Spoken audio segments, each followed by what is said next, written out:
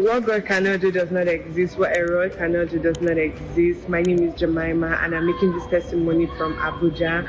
On the 30th of October, my family and I were attacked in our homes. I and my mom were taken, were kidnapped. During this period of the attack, they had called my dad and requested for an amount, and they had said they were going to give my dad few hours, 24 hours, if not they were going to kill us.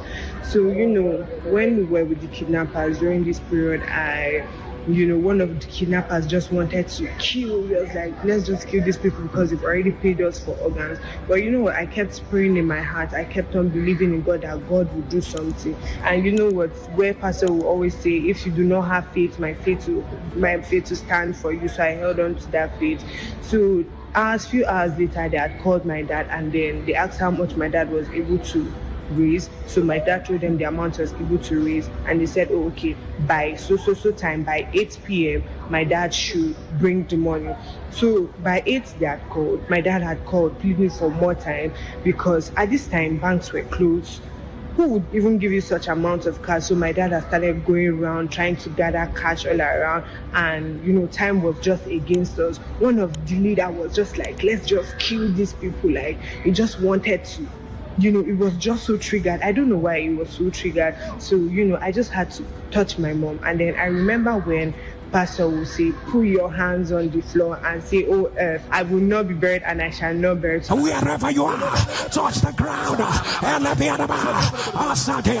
Can you declare, oh earth, you will not receive my body, all the bodies, all my loved ones, until I say so. I held on to that faith. I kept on holding on to that prayer because I knew that was going to be my testimony. And I saw myself saying my testimony. They said by 11 my dad should bring the money. So past 11 we had already started wondering what was going on. Half of the group had gone ahead to where they would collect the money, and one of them was like, if the man misbehaves, just kill him there. So hours had passed. Now it's 12, no response. 1, no response. 2 a.m.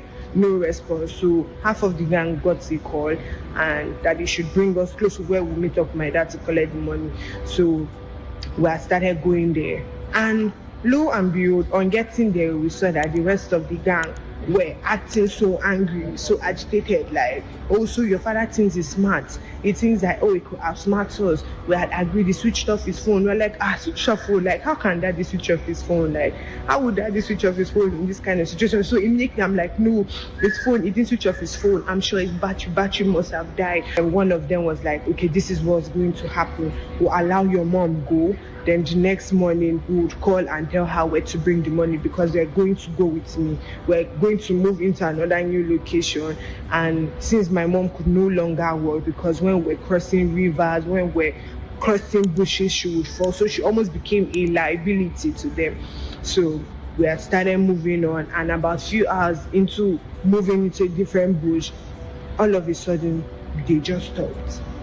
And the guy who wanted to kill us, the guy who had said they had paid them for organs, just told me I should go and meet my mom.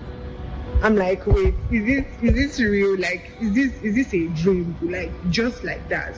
Already God has started, we have started praying for confusion. God should cause chaos in the midst of these people. God caused confusion, and He just told me to go. So God let us go without any ransom. These were the same people who wanted to kill. They were just eager. They just wanted to kill us, because it felt like that was what they wanted. And during this period was the period of our 10 minutes dance. And my friend who is on the fire altar, Blessing, she said, during the first half of the dancing, she said it was so difficult, like dancing. Imagine you're dancing victory dance, knowing that you don't even know how it's going to work. She said during the other half it became easier because she knew it was going to be a Thanksgiving dance.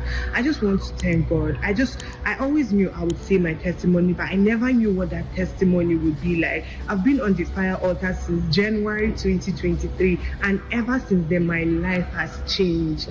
I am a living testimony of God years, and God sees His children. Indeed, God shielded us. I just want to say thank you to my friend, because she also wrote, congratulations, Jemima and Amo have been released. I just want to thank Pastor Jerry, Pastor Ogoro, Pastor Oke, all NSPPD. We they pray, they show what God cannot do does not exist. What error cannot do does not exist.